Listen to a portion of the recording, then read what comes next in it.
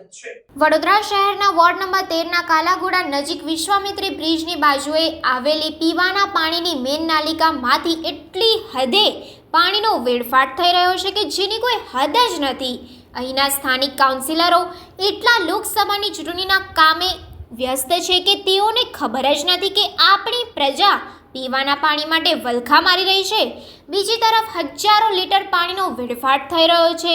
શું પાલિકા તંત્ર આ નાલિકાનું કામ યુદ્ધના ધોરણે કરશે કે કેમ તે તો હવે જોવાનું રહ્યું।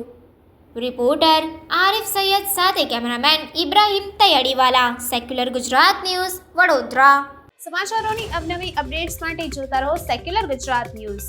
સાથે સેક્યુલર ગુજરાત ન્યૂઝ ચેનલને લાઇક, શેર અને સબસ્ક્રાઇબ કરો અને બેલ આઇકોન દબાવીને સમાચારોની ઝડપી માહિતી મેળવો।